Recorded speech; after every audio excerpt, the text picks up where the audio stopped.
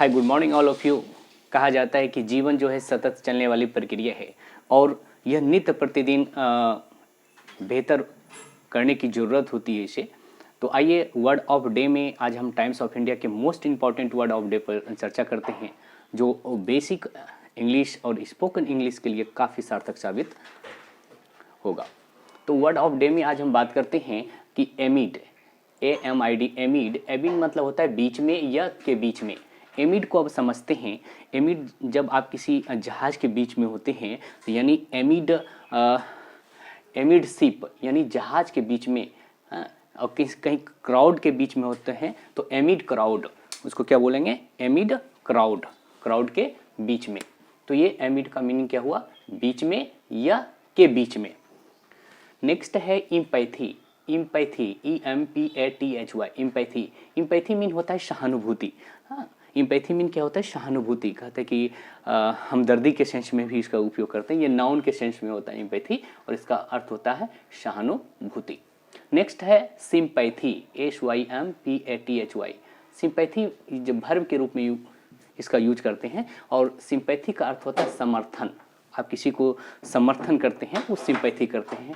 यह सहानुभूति, यह सहमति, यह हमदर्दी, ये अर्थ हुए।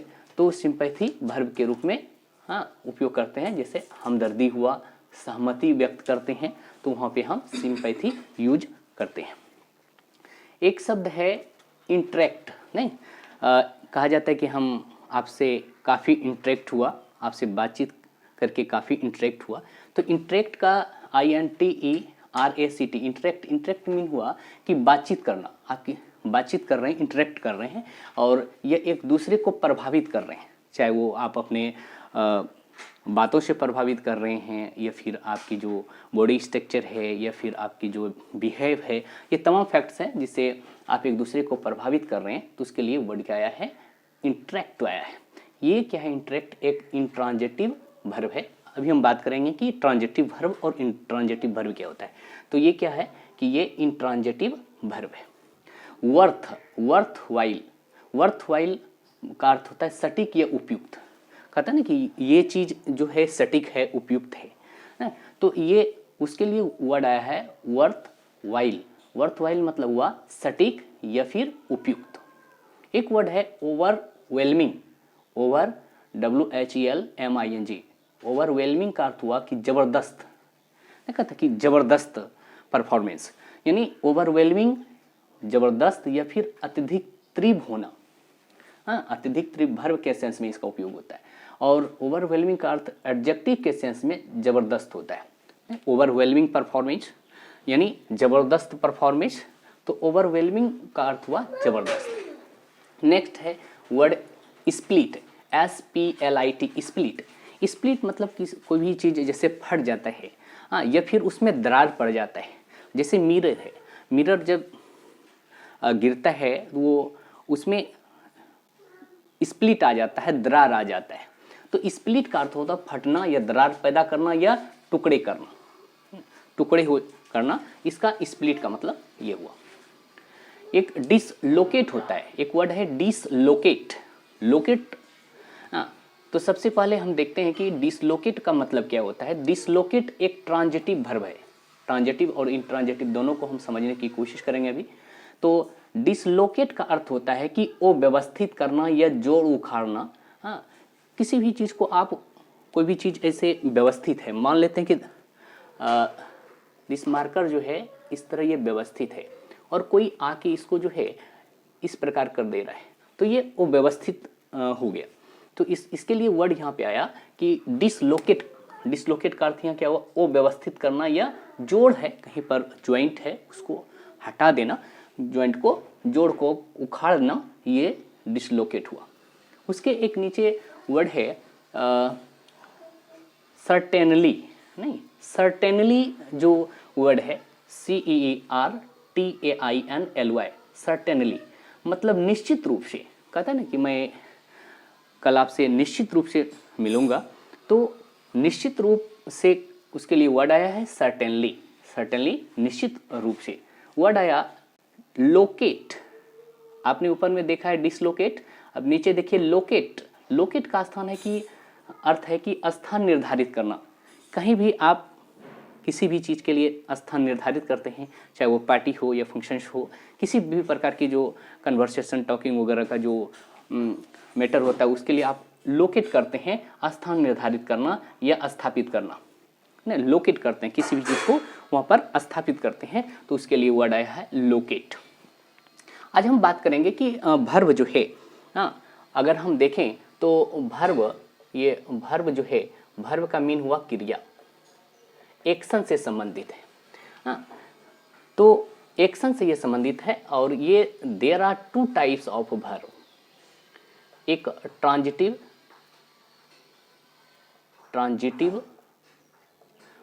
जिसको आप स्वकर्मक ट्रांजिटिव भर्व, स्वकर्मक क्रिया ट्रांजिटिव भर्व, और दूसरा इंट्रांजिटिव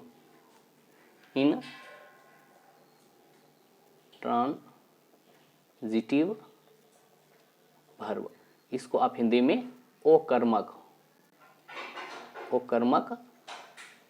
क्रिया कहते हैं। There are two types of verb को हम देखते हैं, एक ट्रांजिटिव भर्व होता है और एक इंट्रांजिटिव भर्व होता है। तो ट्रांजिटिव भर्व क्या होता है? तो ट्रांजिटिव भर्व में सब्जेक्ट के दौरान यहाँ पर एक्शन को दर्शाता है, और कोई भी एक्शन हो रहा है तो उसमें वो ऑब्जेक्ट पर फोकस करता है, तो वो ऑब्जेक्ट पर पूर्ण रूप से फोकस होता है। जैसे अगर हम बात करें, the boy kicked the ball, तो बॉय जो है किक्ड किया है बॉल को, तो क्या किक्ड किया है? The boy kicked the ball, तो ऑब्जेक्ट द बॉल है, यहाँ ऑब्जेक्ट पे फोकस किया गया है, क्रिया का जो फोकस यहाँ पे पड़ रहा है वो ऑब्जेक्ट पर पड़ रहा है। तो भर्व में आप देखेंगे कि ये जो ट्रांजिटिव भर्व है ये एक्शन को शो करता है, ये क्या करता है? एक्शन को शो करता है, और इसमें ऑब्जेक्ट होना जरूरी है। अगर सेंटेंस में ऑब्जेक्ट आना भर्व के बाद अगर जरूरी हो जाता है एक्शन में, तो वो आपका ट्रांजिटिव भर्व हुआ। जैसे हम बात करते हैं, जैसे द मैन है, आदमी है, the man killed a snake, killed किया ए स्नेक, आदमी ने क्या किया कि एक सांप को मारा। तो यहाँ पे द मैन किल्ड एक्शन में है, मतलब वो किल्ड क्या है, किसको क्या है? एक स्नेक को, यानी इसमें ऑब्जेक्ट आने पे ही एक स्पष्ट मीनिंग इसका आ रहा है, नहीं इसका एक स्पष्ट जो है अर्थ निकल पा रहा है।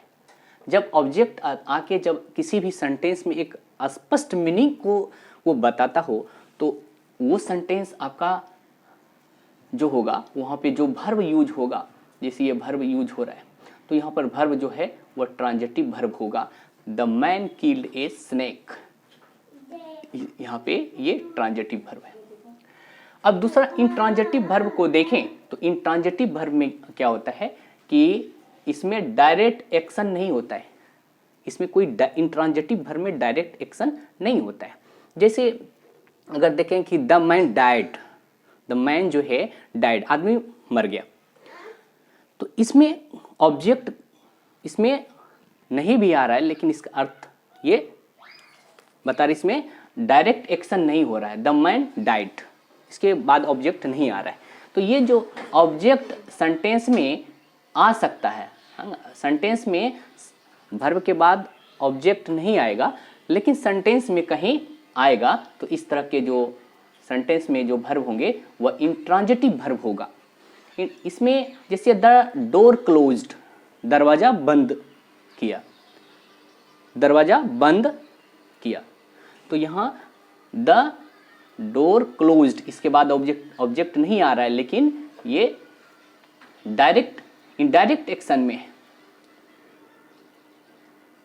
ये यहाँ इनडायरेक्ट एक्शन हो गया, यानी वो डायरेक्ट एक्शन में नहीं है। द ट्रेन स्टॉप्ड सडनली, गाड़ी ट्रेन जो है अचानक रुक गया। द मैन डाइड, और जैसे गो है, कम है, डाई है, स्लीप है, और लाई, लाई झूठ बोलना, ये सब वर्ड जो है वो क्या है, इंट्रांजिटिव वर्ब है। ये सभी क्या है, these are the intransitive verb. और इंट्रांजिटिव वर्ब के साथ अगर प्रीपोजिशन, हाँ, तो जैसे इंट्रांजिटिव वर्ब है, इंट्रांजिटिव वर्ब है, इंट्रांजिटिव वर्ब के साथ जो है प्रीपोजिशन आता है, प्रीपोजिशन आ रहा है, तो वह क्या हो जाता है, intransitive verb preposition equal to क्या होगा, वो आपका ट्रांजिटिव वर्ब बन जाएगा। वो क्या बन जाएगा, ट्रांजिटिव वर्ब के रूप में काम करता है। जैसे आयांश गो, आयांश गो ये इंट्रांजिटिव वर्ब है, लेकिन ये इंट्रांजिटिव वर्ब है, इंट्रांजिटिव वर्ब है, लेकिन जब AYANS Aayansh goes, Aayansh goes intransitive verb है, सॉरी, तो आयांश गोज जो इंट्रांजिटिव वर्ब है, लेकिन आयांश गोज टू स्कूल, इसके साथ यहाँ पे टू आ रहा है, तो अब ये सेंटेंस में जो वर्ब आया है वो अब ये टू आ गया, तो ये ट्रांजिटिव वर्ब हो गया। अब ये क्या हो गया, ये इसको आप ट्रांजिटिव वर्ब कहेंगे। यानी इंट्रांजिटिव वर्ब के साथ अगर प्रीपोजिशन आ जाता है तो वो ट्रांजिटिव वर्ब बन जाता है।